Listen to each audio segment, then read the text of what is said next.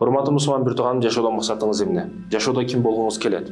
Эмне адам болгуңуз келет? Кандай кесиптин үстүндө өзүңүздү көргүңүз келет? Максат деген өзү эмне? Максат урматтуу мусулман бир тууганым, биринчиден жакындарыңыз, бир тууганыңыз ата-энеңиз сиз үчүн максат коюп бере албайт. Себеби сиздин ордуңузга алар жашап бере албайт да. Бул адамдар ар ким бул жашоодо бир нерселерди өзү жеке чечишке мажбур да. Мисалы үчүн жубай тандаганда ата-эненин, башкалардын, жакындардын көз карашы менен ушундай нерселерди, кээ бир нерселерди жакындарыбыз башкалар жардам бериши мүмкүн, машина алганда, башка кылганда, бирок максат койгон маселеде башка эч ким бизге жардам бере албайт да. Себеби ошол максатыбыз аркылуу аркы иретте дагы жооп беребиз, ошол аркылуу биз чечилебиз, оң сол болуп туруп. Жашоодо максат эмне? Биринчиден максатты эч ким бизге коюп бере албайт, биз жеке өзүбүз коюшубуз керек, ошол нерселерге жетишибиз керек. Биринчиден сиз өзүңүз ойлошуңуз керек. Эмненин үстүндө сиз өзүңүздү бактылуу көрөсүз? Эмненин үстүндө өзүңүздү бактылуу сезесиз? Ошону билишиңиз керек, сиз анык түрдө. Ооба, урматтуу мекендешим, максат койгула деп, максатка аракет кыла деп ар дайым аракет кылам. Себеби жөнөкөй тоодогу аюу дагы максатсыз жаратылган эмес, максаты бар өзүнүн. Жөнөкөй уюңуз дагы, сыйырыңыз үйүңүздөгү сүтүн берет, каймагын, айран берет, сүт берет. Өзүнүн максаты, өзүнүн ишин кылып жатат да ал дагы. Биз жашоодогу адамдар өлүштү билген адамдарбыз да. Өлүштү билген, анык өлүшүбүздү билген жаныбар бул жашоодо биз адамдар ганабыз. Башка эч ким өлүшүн билбейт. Анан эң көп жашашка аракет кылган дагы бизбиз да. Өлбөчүдөй жашаган адам дагы бизбиз. Ошондуктан урматтуу мекендешим, бул жашоодо эртең өлөт экенбиз да, бардыгы калат экен да дебестен, бул жашоодо кылган учурда дагы, дүйнө иштерин кылганда дагы, дүйнөнүн насибин өзүбүзгө алып, дүйнө ишинде өзүбүзгө тиешелүү акчасын болобу, бийлиги болобу, байлыгы болобу, өзгө тиешесин алышыбыз керек. Дүйнөдөн дагы өз үлүшүңдү ал дейт го. Ошондуктан бул маселеде талашпастан эртең өлө тургандай ибадат кылып, эч өлбөй тургандай дүйнө иштерин кылышыбыз керек да. Үй салганда дагы бетондорун, башкаларын сонун кылып, конкрет кылып келтирип коюшубуз керек. Үйдө дагы башкаларга үлгү болушубуз керек да. Суктаныш керек, мусулмандын үйү мына деп туруп. Даратканаларга чейин өтө кооз, таптаза туруш керек. Суктана турган болуш керек башкадан. Жөн гана бул мисал катарында айтып атам, бирок негизги маселе максат маселеси. Урматтуу мекендешим, биринчи эмнеде колуңуздан келет жана эмненин үстүндө сиз өзүңүздү бактылуу сезесиз, ошону ойлоп табышыңыз керек. Мисалы ошол учурда сиздин башыңызга келет ар кандай кесиптер да. Мисалы сиздин колуңуздан эмне келет? Евро ремонт кыла аласыз, 1 деп жазасыз мисалы үчүн. Евро ремонт колумдан келет. Буну 1 деп кое турган болсоңуз, анан экинчи эмне колуңуздан келет? Таксиз машина айдайм, таксилик кылам, бул 2 деп жазасыз мисалы үчүн. Андагы эмне колуңуздан келет? Эмне иш колуңуздан келет? Эмнени кыла аласыз? Базарда сатуучулук кыласызбы мисалы үчүн? Сатуучулук дей турган болсоңуз 3 деп туруп тегеректеп коесуз. Дагы эмне колуңуздан келет? Дыйканчылык мисалы үчүн. Дыйканчылык колуңуздан келет. Дагы жана башка ушул сыяктуу нерселер колуңуздан келет. Сиз ошолорду бүт ушундай кылып жазып чыгасыз. Эмне колуңуздан келсе, мисалы 10 кесип колуңуздан келеби, 20бы, айтор башыңызды айландырган бардык эмне болсом, ким болсом экен деп 5 нерсенин ичинде калып кеткенсиз. Ошолорду бардыгын монтип сиз жазып чыгасыз бардыгын. Анан ушул ичерде эмне колуңуздан келет? Ушул жерде саресеп салып көрөсүз да, эмне чындап колунан келет? Буга чейин мындай ойлонуп жүргөнсүз, чындап кайсы бир колунан келет деп туруп ойлоносуз да. Мисалы үчүн дыйканчылык колунан келбейт десеңиз өчүрөсүз. Мисалы үчүн таксист колунан келбейт деп өчүрөсүз, бул жактан дагы бирөөнү. Ушинтип өчүрүп чыгып, сизге керектүү колуңуздан келе турган иштер калат бул жакта. Колуңуздан келе турган иштер калса, ошол жерде ойлоносуз, кайсы бирге убактым жетет? Убакыт маселеси эң маселе да. Бул жашоодо урматтуу мекендешим, бир эле физиканы ойлоп таба турган болсок, физика предметин ойлоп таба турган болсок, физиканын аягына чыга албайт эч бир адамды. 1000 жыл жашаган тагдырдан адам физиканын аягына чыга албайт. Себеби ушунчалык бизге убакыт чектелген дагы, анан өтө узун да бул, илим чексиз да. Биз алсак бул көл илиминен бир тамчы алсак алып калабыз, бул албай калабыз. Ошондуктан чектелүү, кайсы бирине убакыт жетет, буга жетпейт деп туруп буну чийип коесуз. Ошондо сиздики анық түрдө калды, бир максат калды да. Бир максат калды. Евро ремонт кылам мисалы үчүн. Демек ушуга аракет кылышыңыз керек. Ушул үстүндө бир эле евро ремонт эле колунан келет экен дебестен, мисалы өтө көп да бул. Бригадалар иштесеңиз болот. Көптөгөн бригадалар түзүп ар жерге салып иштесеңиз болот. Өзүңүз ишчи болушуңуз керек деген эмес. иштетсеңиз болот, көбүрөөк адам, көбүрөөк пайда, көбүрөөк нерсе дегени. Ошондой экен, урматтуу мекендешим, бул жерде анан анык түрдө түзүш керек. Максатты чоң коюш керек дегенде, мен президент болом деп, ал жаш болду президент болом дебейт. Жашоону максатты чоң кой дегени, урматтуу мекендешим, ал күчүң, абалың жетпеген нерсени мечтать этип алып, ойлонуп, кыялданып жүрө бербе деген эмес. Түшүнсөңүз ушуну. Бүгүн максатың эмне десе, мындай болом дейт, бирок анын жолу анык түрдө, анык көрүп турасың, ал адам жетпейт да ал максатка анык. Мен ишенем, ал адам максатка жетпейт. Себеби өтө алыс коюп алган да ал. Бул дүйнөдөн акыретке пешком барамын дегени да бул. Мындайча ойлонуп, өлүп эмес, пешком барамын дегени да. Ошондой максат коюп алган. Жок, сеники анык болсун, жете турган жолуң да анык болсун. Ошондо бир нерсеге жетесиң да. Максат таблицасын түздүңүз, бардык нерсени жаздыңыз, убактыңыз, эмне кыжалат кылат сизди, ошолорду бардыгын өчүрдүңүз. Кайсы бир колуңуздан келет, ошону жаздыңыз. Ошол колуңуздан келген, жана мүмкүнчүлүгүңүз жеткен, убактыңыз жеткен, ата-энеңиз каршы эмес, напротив эмес, бардык нерселерди өчүрүп, жаман нерселерди өчүрүп, бир эле керектүү максатыңыз калды, эми ошого жараша аракет кыласыз. Эмне гана тоскоолдуктар чыкпасын аракет кыласыз да. Мисалы, урматтуу мекендешим, эми бул жерде максат коюп алгандан кийин эле кичине жүрүп тоскоолдуктар пайда болот. Бирөөлөр жолуңузга тикендерди чыгарып коет, чукурларды казып коет. Ушул тоолор бардыгы сизге каршыдай сезилет. Эч бир ишиңиз ошобойт. Ошол учурда дагы туруктуулук сизге жардам берет да. Туруктуулук негизи. Максат коют. Максат урматтуу мекендешим бардыгы коет. Адамдар коет. Бирок ошол максатка эмне жеткизет? Туруктуулук жеткизет да. Бир амалды күн сайын кылуу. 5 убак намазды бир күн окуп койсо болот. Бирок түбөлүк окуу деген нерсе бар да. Мисалы, мен сөздөрдү сүйлөп жаткан учурда сиз мотивация алып, дух алып, бардыгын кылам, мына кылам деп туруп, чуркалып барып чыгып бир нерселерди кылып, бир күн кылышыңыз мүмкүн, 2 күн кылышыңыз мүмкүн. Калган 3-4 күн болду, өлдү, калды, сиздин желанияңыз жок да ал жагына. Демекки сизге максатка карата туруктуулук керек да. Ар дайым кыла турган. Расулуллах саллаллаху алейхи айтат го, күн сайын кылган иш эң жакшы иш, аз болсо дагы саз болсун дегени да. Мисалы, чуркашка чыгышат, чуркаганы балдар, 2 күн чуркайт, 3 күн чуркайт, болду, калганы чуркабайт. 3 ай артыгы менен чуркашы мүмкүн, анан чуркабай коет. Бир кылганда сиз 100 ажмания кылышыңыз мүмкүн, 500 ажмания кылышыңыз мүмкүн. Бирок күн сайын 100-100дөн кылып турсаңыз, бул эң жакшы маселе да. Чуркаганы, мисалы, чуркаш жарышына спортсмендер даярданат, бир эле адам чемпион болот да. Кызыл лентаны ошол адам үзөт. Бир адам чемпион болот. Калган 99 не максаты тура эмес койдубу? Жок, максаты тура эле койгон алар. Чемпион болом деген, бардыгы чемпион болом деп чыккан. Бирок бир эле адам чемпион болду. Эмне үчүн? Себеби ошол адам гана туруктуулукту сактаган, ошол адам бир күн дагы тренировканы калдырган эмес да. Калганы ооруп калган, буту ооруп калган, дагы өзгө шылтоолор табып чуркаган эмес да, тренировканы калтырып койгон. Ошондуктан калып кетти андан. Эгер максаты да туура болуп, туруктуулугу да туура болгондо, күн сайын туруктуулугу болгондо аларда, анда ал жеткен нерсеге бул дагы жетмек да. Айтайын дегенimki, ким максатка туруктуулар жетет. Ошол иште күн сайын туруктуулар. Мен дагы ийгиликке жеткен адамдар чөлөмдө эле карасам, туруктуу да, бир иште туруктуу. Багымдыкка күн сайын келет. Калтырбайт багымда туктаганда. Эң кыйыны багымда туктан боло турган болсо, ошолорду калтырбайт. Туруктуу да ар дайым. Ошон үчүн ал ийгиликтүү да. Бокска дагы күн сайын тренировка кылат. Бокс чемпион болот ошентип.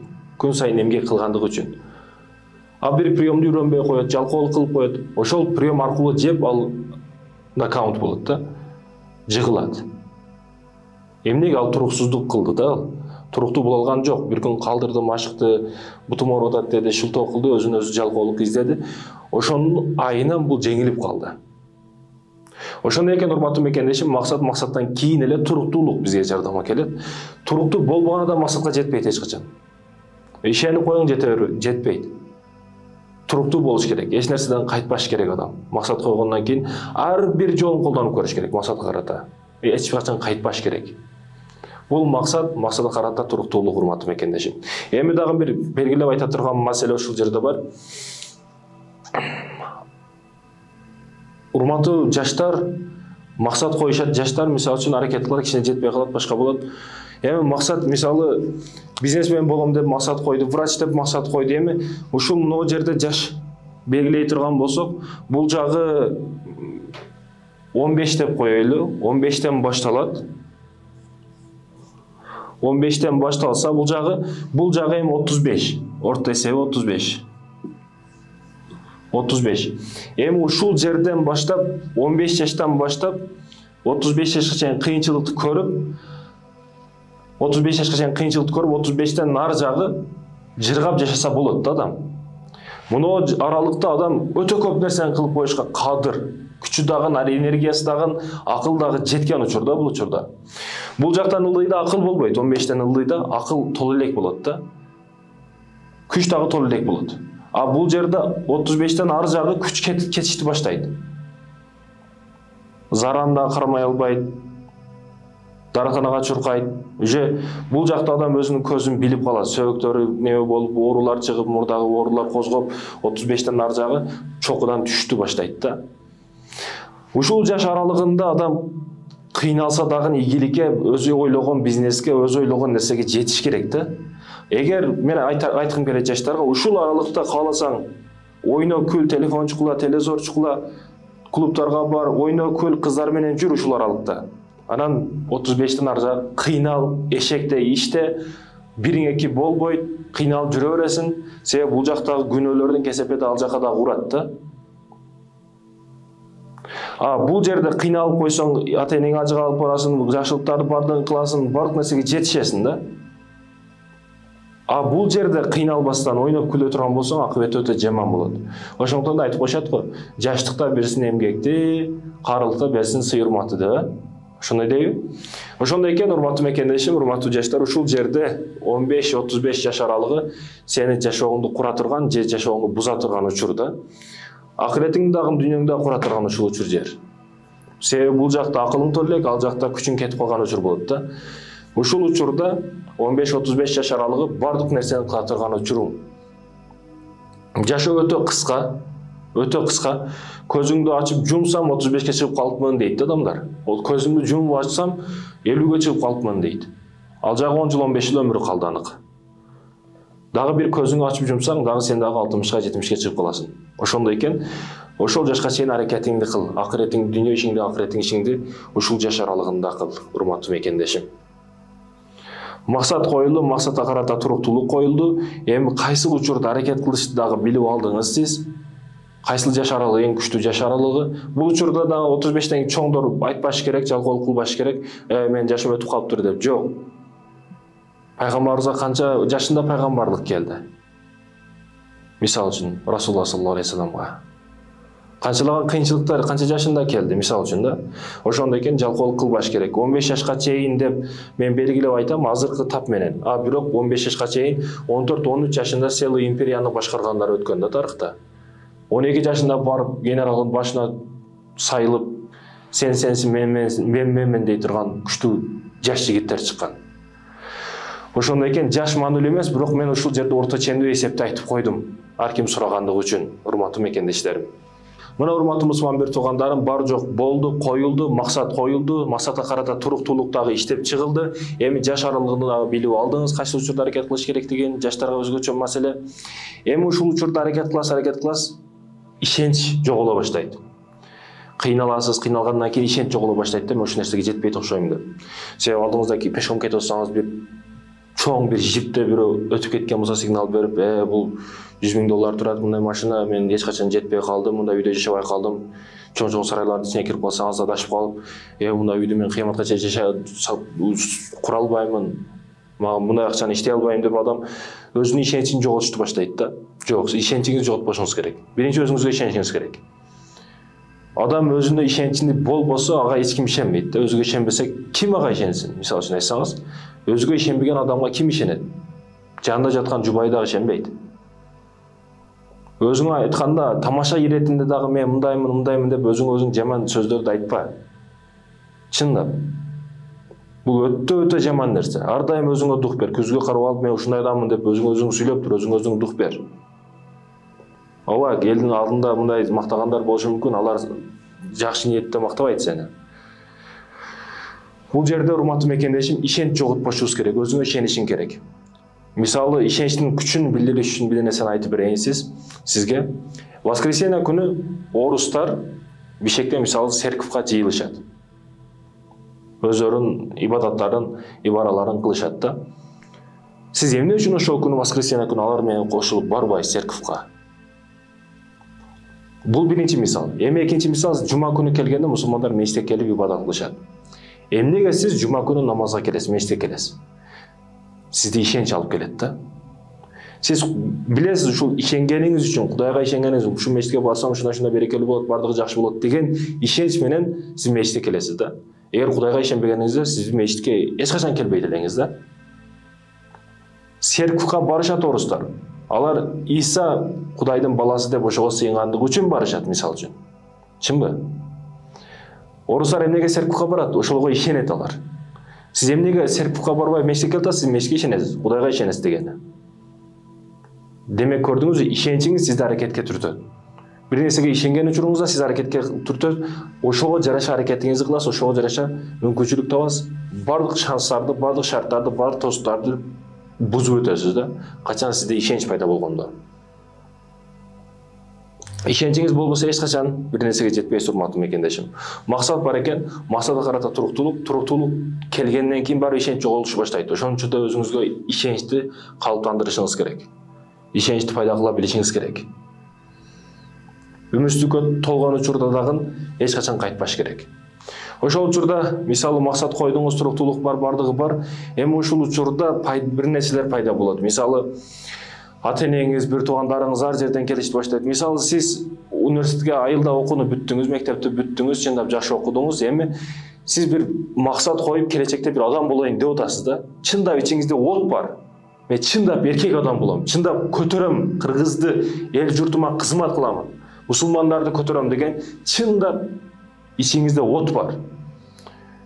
Мындай нерсени эч качан өчүрбөш керек. Ата-эне бир туугандарга дагы ачыгын айтыш керек. Чогултуп алып эле, ата-энем, бир туугандарым, мен ушундай адам болоюн деп атамын. Бирин уруп туугандардан бир күчтүү бизнесмен чыккан эмес, күчтүү депутат чыккан эмес, күчтүү юрист чыккан эмес, же күчтүү молдо чыккан эмес. Мен ошондой адам болоюн деп атамын. Мага 10 жыл убакыт бергиле, 10 жылга чейин акчадан жардам кылып тургула, поддержка тээп тургула, колдоп тургула. Мен 10 жылдан кийин силердин жардамыңарды кайтарам сөзсүз түрдө. Ага чейин мага жардам көрсөткүлө, мен окууларды бүтүрөйүн, иштериме кылайын, эл жериме кызмат кылайын. Биздин туугандардан эч ким мындай адам чыккан эмес. Мен болоюн ошондой деп атам. Бизден кийин ушундай сыймыктанган мындай адам өтүптүр биздин туугандардан деген сыймыктануу калсын деп ачыгын айтыш керек. Бирок ошого жараша өзүң да аракет кылышың керек да. Результатың жок, эч нерсең жок, жөн эле шаарга келип алып, бүгүн бекер студенттер өтө көп. Жөн эле ата-энесинен өткөн акчасын жеп, ичип, кумарын кандырып жөн эле жүрөт да. Сага не бар? Барып ата-энеңдин кызматын кыл. Окубайсыңбы? Ата-энеңдин кызматын кыл барып айылга. Ата-энеси байкуш кыйналып, тердеп, айылда иштеген акчасын бул жака жиберет, ал теңири да. Андан өткөн бай адам жок, андан өткөн миллионер жок. Шаарга келип алып миллионер өзүнчө. Бой көтөрүп, керилип жүрүштөн башка эч нерсени билбейт ал. Ата-энеси байкуш ал жерде бирөөнүн огородунда иштеп жүрөт, анын балам акча жөнөтөйүн деп. Аманатка кыянат кылба. Ата-энеңдин жүзүн жер каратпа. Окубайсыңбы, окуш колуңдан келбейби? Бар кет. Ишиңди кыл, айылында ата-энеңдин кызматыны кыл. Сага эң жакшы жол ушул. Бирок ичиңде от бар. Чындап эл жерге кызмат кылам. Чындап мен до конца барам. Максатыма жетмейинче койбоймун деген ичиңде от барбы? Аны сакта дагы аракет кыл чындап. 10 жылдан кийинби, 5 жылдан кийин өзүң айткан мөөнөттөн кийин результатты көрсөт ата-энеңе, бир туугандарыңа. Ана ата-энеңе болбогон нерселер, проблемаларды айта бербе. Жеген тамактарың менен мактанба. Кийген кийимиңди сүрөткө тартып мактана бербе. Мактаныш бардыгынын колунан келет. Эркектин кичине сүрү болот, серьезный болот. Чоң максаты бар адамдын болбогон тамактар менен баягы ресторан, баягы жүрүштөргө убактысы болбойт. Эч ким билбеген сырларың болсун. Аллах менен өзүңдүн ортоңдо болгон сырларың болсун. Жакын досуңдун арасында сырларың болсун, ата энеңдин ортосунда сырларың болсун. Бирок Аллах менен ортоңдогу сырларды бир туугандарың, досторуң эч ким билбейт. Досуң менен араңдагы сырларды ата энең билбейт. Мекен менен ортосунда болгон бизнестеги ортодогу сырлар, буларды эч ким билбейт. Сүрдүү адам бол. Ар кимге былжырап бар нерсени айта бербе. Өзүңө бекем бол. Максаты бар адам ар кимге ар нерсени айтып отурбайт, бир нерсени далилдеп отурбайт. Сени кыймыл аракеттериң, иш аракеттериң сени көрсөтүп койсун ким экениңди. Ошого жараша аракет кыл бул жерде, урматтуу мекендешим. Максат койдук, максатка койдук, аракеттерди койдук, ишенч, туруктуулук. Бул эми дагы улантабыз. Кийинки сабактарда өжөрлүк, кайтпастык, ишенчти азыр айттык. Кийинки сабактарда Кудай кааласа өжөрлүк тууралуу.